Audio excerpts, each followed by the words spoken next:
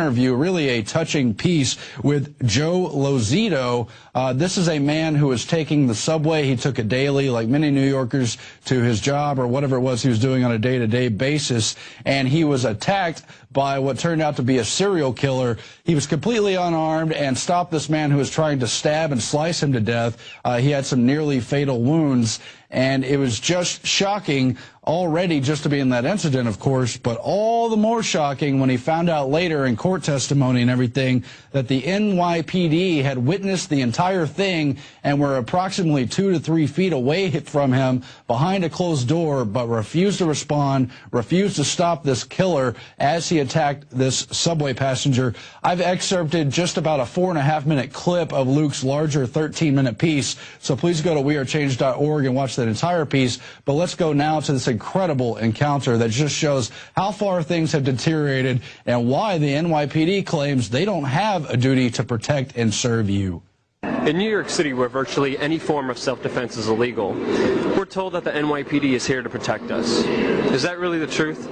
Is the NYPD required by law to protect the citizens of New York? Yes. That's what they're there for. Yes. Yes, they do. They have to serve and protect. My name is Joseph Lozito. On February 12, 2011, my life was changed forever. It happened on the subway. And I come right to this seat where I'm sitting right now. I sit down. It's the first seat in the first car. On the other side of this wall is the engineer of the train. After I sit down, 2 uniformed police officers enter the train the same door I did.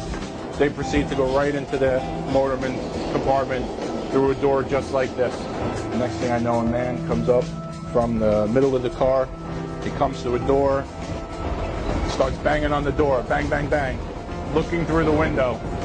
And he says, "Let me in, I'm the police." And the police officer behind the door, looking through that window, looks at him and says, "You're not the police." With that, the gentleman turns around and walks back to the middle of the car. As soon as that gentleman left this area, another person that was standing right here next to me comes up here, frantically starts tapping on the window, alternately tapping and looking over his shoulder at the first man, trying to get the police attention, trying to get them to come out. And he's tapping on the window and he's waving, and he's tapping on the window and he's waving. Still no action. They don't come out. The first gentleman that tried to get in, the one who impersonated a police officer, stops 2 feet from me, maybe 3 feet from the store, looks at me, looks down at me, I look up at him. He takes out an 8-inch cooking knife, looks me dead in the eye and says, "You're gonna die, you're gonna die." And with that, he takes the knife and plunges it into my face. So he recoils his arm back for another plunge, and when he brings it back, I shot for his legs. And while I took him down, I was able to take him down. It gave him free rein for the back of my head.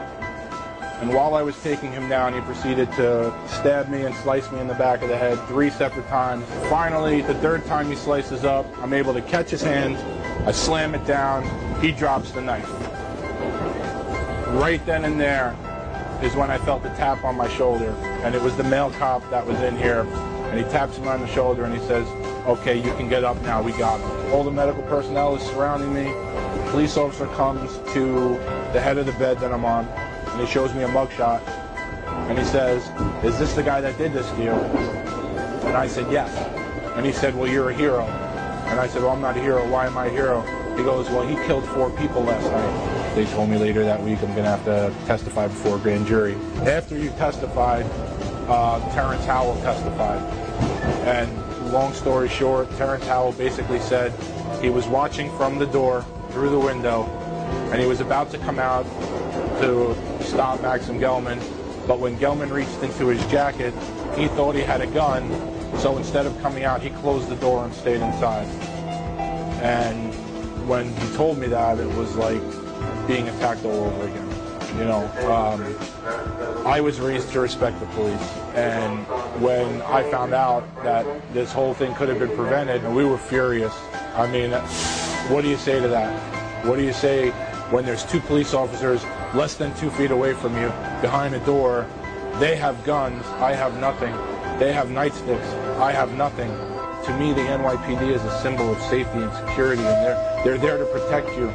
That's what I always thought it was. I always thought that's what the police were there for.